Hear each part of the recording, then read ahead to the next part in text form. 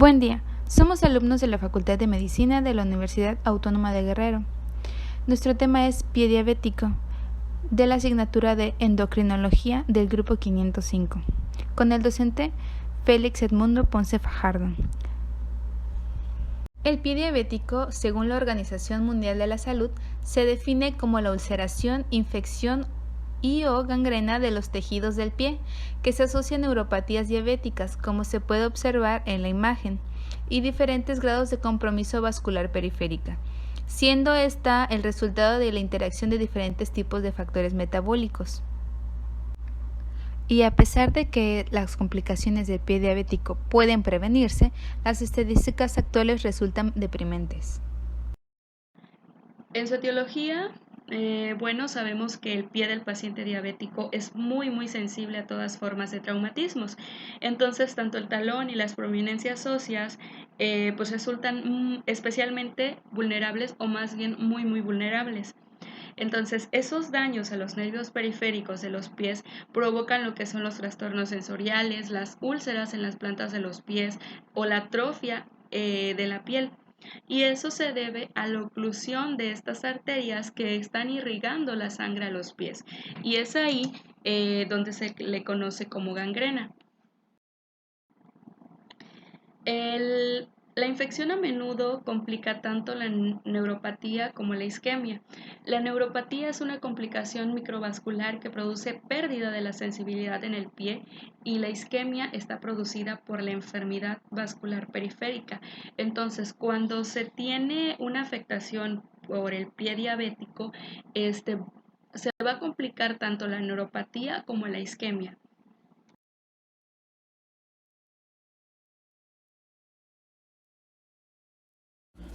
Las manifestaciones clínicas de esta patología las podemos dividir en tres: las lesiones neuropáticas, las lesiones isquémicas y también la infección.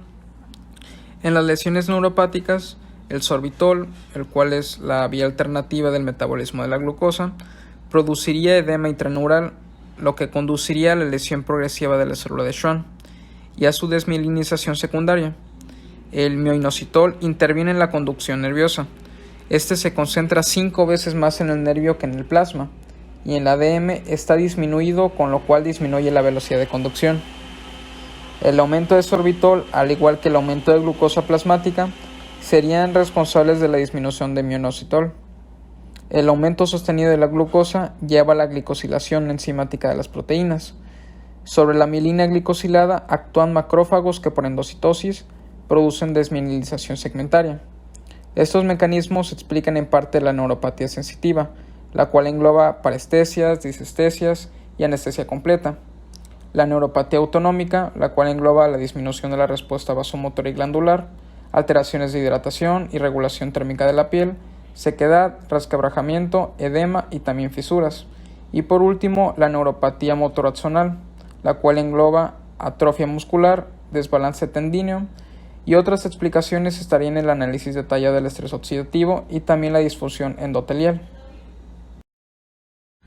Ahora hablaremos de las lesiones isquémicas.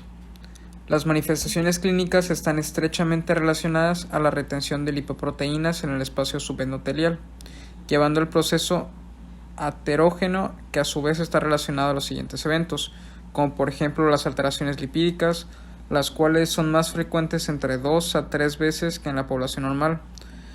Aquí hay un aumento de triglicéridos, aumento de LDL colesterol y una disminución de HDL colesterol.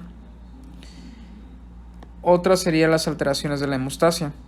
Aquí hay un aumento de fibrinógeno, aumento de la agregación plaquetaria, aumento de los factores 8 y 10, lo que lleva a un aumento de la tendencia a la trombosis. También la glucosilación de proteínas. Esta consiste en la reacción no enzimática entre un glúcido y el grupo N-terminal de la cadena polipeptídica, lo cual nos da un compuesto de Amadori. Al aumentar la glucosa, aumentan los compuestos de Amadori, los que pueden en uno de los procesos de degradación transformarse en productos avanzados de glicosilación, o también llamado PAG, los cuales depositan especialmente en la pared arterial. Las manifestaciones clínicas frecuentes y muy importantes en los pacientes que presentan isquemia son la claudicación intermitente, dolor en reposo y también los pulsos distales ausentes. Mientras que algunas manifestaciones clínicas adicionales en pacientes que presentan isquemia sería piel fría de color pálido o enrojecida, delgada, frágil, con brillo y también sin vellos. Las uñas suelen estar engrosadas, el llenado capilar es mayor de 2 segundos y podemos observar palidez al elevar el miembro. El tejido celular subcutáneo suele ser atrófico. Son frecuentes las úlceras y también las gangrenas en los talones, las regiones laterales y en los extremos de los dedos. Y por último tenemos la infección. Es muy frecuente encontrar manifestaciones de calor, rubor o eritema, edema, dolor, olor fétido y secreción purulenta. También puede manifestarse con necrosis de los bordes de la herida, aumento del flujo y tejido desvitalizado. La infección es multifactorial, ya que la neuropatía y la consiguiente disminución de la sensibilidad predisponen las úlceras, a igual que la disminución del reflejo vasomotor, el cual lleva a disminución de sudoración y a sequedad de la piel y también a la aparición de grietas. La micosis interdigital produce fisuras. La macroangiopatía lleva a la insuficiencia arterial con retardo en la cicatrización y deficiente llegada de antibióticos. El desarrollo de derivaciones arteriovenosas de capilares nutricios también predispone a lesiones de los tejidos y por último a traumas.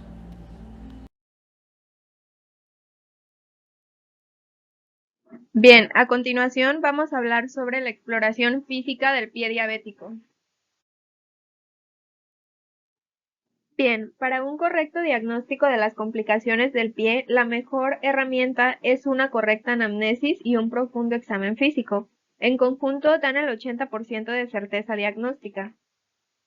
La radiografía de ambos pies, el cintigrama óseo y, en el último tiempo, la resonancia nuclear magnética permiten un acercamiento más exacto del compromiso óseo e infecciones de las lesiones encontradas al examen clínico. Dentro de la anamnesis, ante todo debe ser detallada, consultando los años de diabetes, el control metabólico, la presencia de complicaciones macro o microvasculares, tabaquismo, hipertensión, dislipidemia, alcoholismo, condición social y económica, red de apoyo familiar, antecedente de úlceras o amputaciones y presencia de calambres, parestesias, dolor urente, claudicación intermitente. De manera dirigida podemos ayudar al paciente a identificar tempranamente factores de riesgo, haciéndole preguntas como por ejemplo, ¿se le duermen o le arden los pies? Principalmente es en las tardes o en la noche. ¿Qué distancia logra caminar sin presentar dolor en piernas o pies? Examina sus pies con frecuencia, qué tipo de zapatos usa, quién corta sus uñas y por último, ¿camina descalzo en la playa? Bien, aquí podemos observar una tabla que nos muestra la clasificación del riesgo de pie diabético y la frecuencia de inspección según el consenso de la International Working Group on the Diabetic Foot.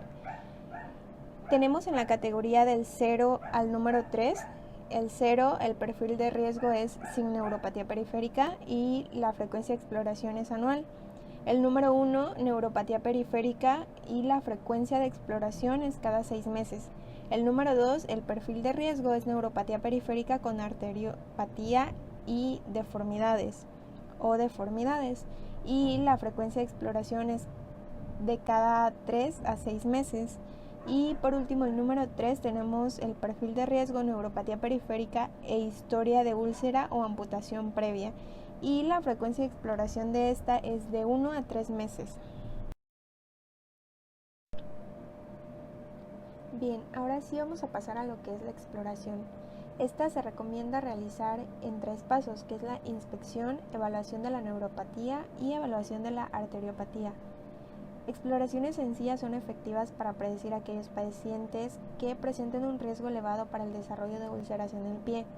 En el paso 1, pues obviamente va a ser la inspección visual del pie, cuidadosa para identificar deformidades anatómicas, ya sea prominencias óseas, incremento de la anchura del pie, pérdida de masa muscular, dedos en garra, dedos en martillo, lesiones en la piel, alteraciones de las uñas, hiperkeratosis o presencia de amputaciones previas e inspección minuciosa del calzado para así poder detectar probables zonas de roce. En el paso número 2 vamos a hacer la evaluación de neuropatía sensorial, especialmente la detección de la pérdida de sensibilidad protectora, mediante la exploración con monofilamento 10 miligramos. Como podemos ver en la imagen, aquí están los puntos para exploración con monofilamento, son los que están marcados en color naranja. Como podemos ver en la imagen, también la aplicación del monofilamento perpendicular a la superficie A se tiene que hacer presión hasta que se curve, como en el B, y retirar el contacto no debe de ser superior a 1 o 2 segundos. Y por último, en el paso 3 es la evaluación de la arteriopatía. La anamnesis dirigida, dolor al caminar que indique claudicación y palpación de pulsos pedios y tibiales. En pacientes seleccionados, determinación del índice tobillo-brazo, que es el ITB. La determinación del ITB se deberá priorizar en pacientes que son diabéticos con úlceras en los pies. Síntomas en extremidades inferiores, alteraciones en la exploración, como por ejemplo ausencia de pulsos periféricos, pérdida de la sensibilidad protectora, deformidades en los pies o fumadores, aunque debemos tener en consideración que la sensibilidad de esta prueba es más baja en pacientes con diabetes debido a la calcificación de la capa media arterial que a menudo suelen presentar este tipo de pacientes. A continuación voy a explicar los métodos de diagnóstico de pie diabético. Este diagnóstico se basa básicamente en lo clínico. Un detallado interrogatorio y exhaustivo examen físico nos van a ofrecer hasta el 90% del diagnóstico etiológico. El interrogatorio se debe dirigir principalmente a identificar los factores de riesgo para un desarrollo de síndrome de pie diabético y sus complicaciones. Por ejemplo, lo que debemos de preguntar es la edad, tiempo de evolución de la diabetes mellitus, grado de control metabólico, antecedentes de complicaciones crónicas de la diabetes mellitus, de úlceras, amputación, infecciones o traumas de los pies. También debemos conocer cuáles son los hábitos tóxicos, como por ejemplo el consumo de alcohol, cigarro, tabaco, drogas, y su magnitud. También es importante identificar síntomas de neuropatía, angiopatía o sepsis que pudieran ser las causas de un pie diabético.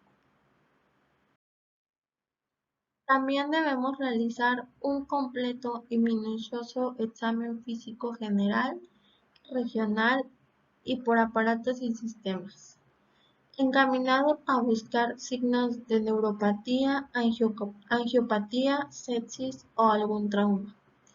Debemos identificar otros factores de riesgo para las alteraciones del pie de un paciente con diabetes mellitus y sus complicaciones, como son las deformidades anatómicas, el sobrepeso corporal u obesidad y el uso de calzado inadecuado. También debe tomarse la tensión arterial en miembros superiores, inferiores e incluso la presión en dedos. Deseable mayor a 50 milímetros de mercurio.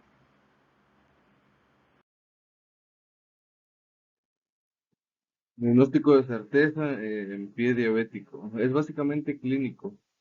Un detallado interrogatorio y excesivo examen físico ofrece hasta el 90% del diagnóstico etiológico. El interrogatorio debe de dirigir principalmente e identificar los factores de riesgo para el desarrollo del síndrome del pie diabético y sus complicaciones. O sea, la edad del paciente, el tiempo de evolución de la enfermedad, el grado de control metabólico, los antecedentes con complicaciones crónicas de la enfermedad, úlceras, amputaciones, infecciones o traumas de los pies, la ingestión de betabloqueadores, conocer cuáles son los hábitos tóxicos, en esto entraría el consumo de alcohol, cigarros o tabacos y también su magnitud, así como determinar su estado socioeconómico y el grado de apoyo familiar para enfrentar los problemas de salud. También es importante identificar los síntomas de neuropatía o septis que pudieran ser una de las causas del pie diabético. Debe realizarse un completo y examen físico general, regional y por aparatos, encaminado a buscar signos de neuropatía, septis o inclusive trauma, así como al identificar otros factores de riesgo para las alteraciones del pie de un paciente con la enfermedad y sus complicaciones, como son las deformidades anatómicas, el sobrepeso corporal u obesidad y el uso de calzado inadecuado. Debe tomarse la tensión arterial en miembros superiores, inferiores e incluso la presión de dedos.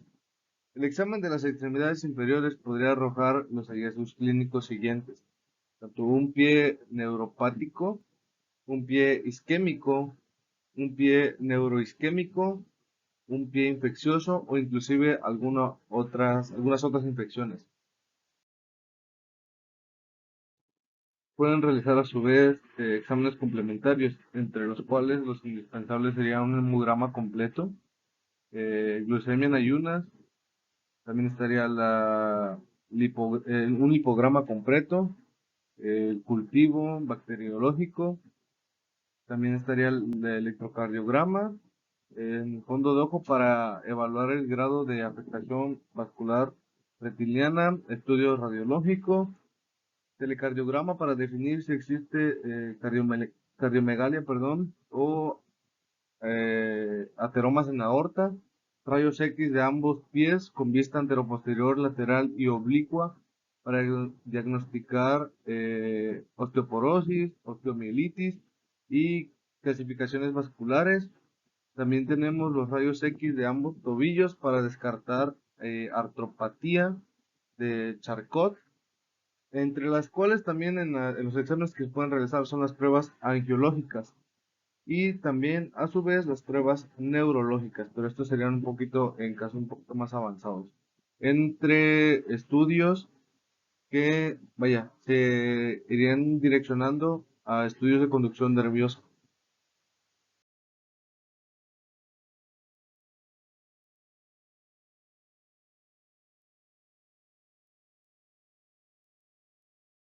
El síndrome del pie diabético constituye una de las principales causas de morbilidad y discapacidad en los pacientes con diabetes mellitus, ya que el deterioro en la calidad de vida de estos pacientes y el impacto económico derivado de su atención no pueden menospreciarse, ya que las complicaciones de esta son la primera causa de hospitalización entre los pacientes diabéticos, además de que el pronóstico bueno o malo va a depender mucho de la atención que ellos mismos lleven en casa propia, además de la atención médica que reciban sobre el cuidado de su pie diabético. Y para evitar el riesgo de complicaciones en estos pacientes, se recomiendan los programas estructurados de cribado, estratificación del riesgo y prevención y tratamiento del pie diabético o pie de riesgo. Es por eso que en esta diapositiva, como podemos observar, existen 10 pasos para prevenir el pie diabético y las amputaciones que conllevan las complicaciones de esta, como el revisar los pies diariamente, lavarlos todos los días con jabón neutro, secar bien sus pies, principalmente entre los dedos, aplicar talco entre estos y si hay sudoración o humedad, poner mayor atención. Además de que pueden aplicar cremas y así evitar resequedades innecesarias. El usar calcetines de algodón sin resorte ni costuras, comprar calzado adecuado que les permita tener comodidad y cortar sus uñas en línea recta y limar las orillas de forma redondeada para evitar cortes, revisar el interior de sus zapatos antes de ponérselos y evitar caminar descalzo y exponerse.